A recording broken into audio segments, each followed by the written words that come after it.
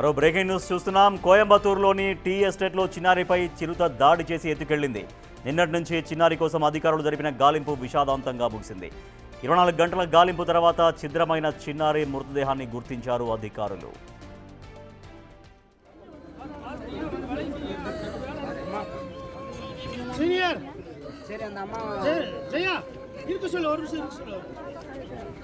பேசும்போது மாற்றி பேசுகிறேன், நாங்கள் பார்த்தோம்.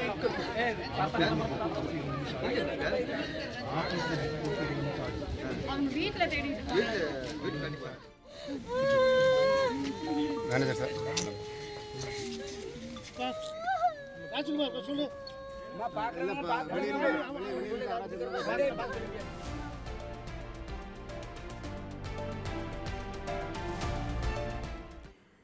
చాలా విషాదం జరిగింది. కోయంబత్తూరులోని టీ ఎస్టేట్లో నిన్న చిరుత ఒక చిన్నారిని ఎత్తుకెళ్ళింది. 24 అవర్స్ గాలింపు తర్వాత చిన్నారి మరణించి కనిపించింది. మరింత సమాచారాన్ని మా ప్రతినిధి దామోదర్ అందిస్తారు. దామోదర్, ఈ దుర్ఘటన ఎట్లా జరిగింది? 24 అవర్స్ గాలింపు అనేది ఎట్లా చేయగలిగారు? చివరికి చిన్నారి మృతదేహాన్ని ఎక్కడ కనుగొన్నారు? రాజేష్, నిన్న కోయంబత్తూరు జిల్లా వాల్ఫైర్ ఎస్టేట్లో రోషిని అనే 4 సంవత్సరాల చిన్నారిని చిరుతపులు ఎత్తుకు వెళ్ళింది.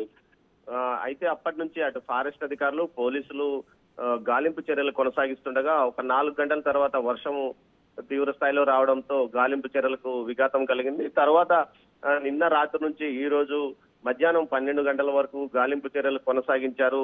5 కిలోమీటర్లు ఏదైతే ఎస్టేట్ కి సమీపంలోని వాల్ఫైర్ ఎస్టేట్ కి ఏదైతే అమ్మాయిని ఎత్తుకెళ్లిన ఎస్టేట్ కి సమీపంలోని 5 కిలోమీటర్ల దూరంలో పచ్చమలై ఎస్టేట్ వద్ద రోషిని ఏదైతే చిరుతతో అపహరణకు గురైన రోషిని అనే చిన్నారి బాలిక మృతదేహం లభ్యమైంది. అయితే మృతదేహం చిత్రమై కనిపించింది. చిరుతపులి గొంతు కొరికి రక్తం దాగిన తర్వాత అక్కడ వదిలివేసేయింది. వర్షంలో ఆ మృతదేహం కూరుకుపోయిన పరిస్థితి. అయితే రోషిని మృతదేహాన్ని గుర్తించిన అటవీ శాఖ అధికారులు, అదేవిధంగా పోలీసులు అమ్మాయి మృతదేహానికి శవ పరీక్ష నిర్వహించి తల్లిదండ్రులకు అప్పగించారు. మనోజ్ ముండా, మోనికాదేవి దంపతుల కుమార్తె రోషిని జార్ఖండ్ నుంచి వలస వచ్చి ఇక్కడ టీ ఎస్టేట్ లో పనిచేస్తున్న కార్మికులు. వీరి నివాస గృహం వేరేదైతే ఎస్టేట్ వద్ద నివాసం ఉంటున్న ఇంటి వద్ద బయట ఆడుకుంటున్న 4 ఏళ్ల చిన్నారిని ఈ విధంగా చిరుతపులి ఎత్తుకుపోవడము, తర్వాత ఆ అమ్మాయి మరణించిన పూర్తిగా మృతదేహం ఛిద్రమైన స్థితిలో కనిపించడం విషాదాంతం మిగిలించింది. అయితే ఇది కొత్త కాదు. గత సంవత్సరం కూడా 4 సంవత్సరాల చిన్నారి బాలిక అప్సర్ను ఇదే విధంగా చిరుతపులి ఎత్తుకు వెళ్ళింది. వారు కూడా ఏదైతే వలస కార్మికుల కుమార్తె అమ్మాయి కూడా ఈ విధంగా వరుసగా వచ్చిన వలస కార్మికుల పిల్లలు ఈ విధంగా చిరుతపులకు బలవుతున్నా అధికారులు ఏమాత్రం పట్టించుకోవడం లేదు. చిరుతలు రెగ్యులర్ గా వచ్చి జనవాసాల్లోకి వచ్చి దాడులు కొనసాగిస్తున్న ఈ విషయంలో అటవీ శాఖ అధికారులు చర్యలు తీసుకోవాలంటూ స్థానికులు డిమాండ్ చేస్తున్న పరిస్థితి.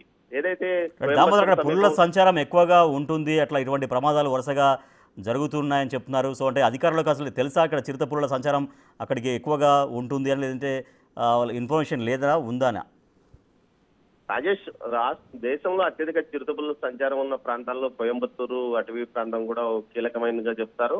ఈ ప్రాంతంలో పెద్ద ఎత్తున చిరుతపులు అటు జనవాసాల్లోకి వస్తున్నాయి. అయితే ఏదైతే జనవాసాల్లోకి వచ్చినప్పుడు ఏదైనా దాడి చేసినప్పుడు మాత్రమే పోలీసులు కానీ ఏదైతే అటవీ శాఖ సిబ్బంది హడావిడి చేయడం, తర్వాత వాటిని గురించి పట్టించుకోవడం లేదంటున్నారు. మరోవైపు ఏదైతే అటవీ ప్రాంతంలోకి చొచ్చుకుపోవడం వల్లనే ఆ ప్రాంతాల్లో నుంచి చిరుతపులు వస్తున్నాయి. చిన్న పిల్లల మీదనే ఇవి దాడులు చేస్తున్నాయి కాబట్టి చిన్న పిల్లలను జాగ్రత్తగా ఉంచుకోవాల్సిన పరిస్థితి కూడా తల్లిదండ్రులకు ఉందని చెప్తున్నారు. అయితే ఉపాధి కోసం సుదూర ప్రాంతాల నుంచి వచ్చిన వారు పనికి వెళ్లిన సమయంలో పిల్లలను వదిలివేస్తుంటారు. దీనివల్లనే వలస కార్మికుల పిల్లలు ఎక్కువగా ఈ చిరుతపులి దాడికి బలవుతున్నారంటూ కూడా స్థానికులు చెప్తున్నారు. మొత్తం మీద వరుసగా గత ఏడాది ఒక చిన్నారిని, ఈ ఏడాది మరో చిన్నారి, వారిద్దరూ వలస కార్మికుల పిల్లలు కావడం, వారు ఈ విధంగా చిరుతపులి దాడిలో బలవడం విషాదంతంగా మిగిలిందని చెప్పవచ్చు. అయితే తమిళనాడు ప్రభుత్వం ఆ కుటుంబానికి 10 లక్షల రూపాయల ఎక్స్గ్రేషియా ప్రకటించినట్టు తెలుస్తోంది. Rajesh, right, thank you Damodar.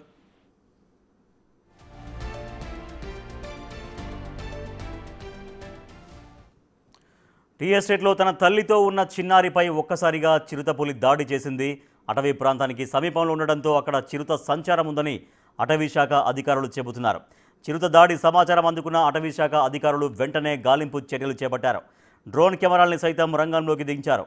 కానీ భారీ వర్షం గాలింపుకు అడ్డంకిగా మారింది.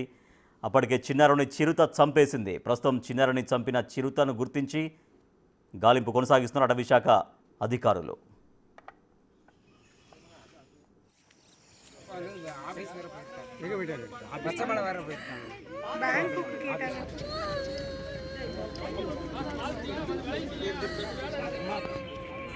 ಸೀನಿಯರ್ ಸರಿ ಅಂದ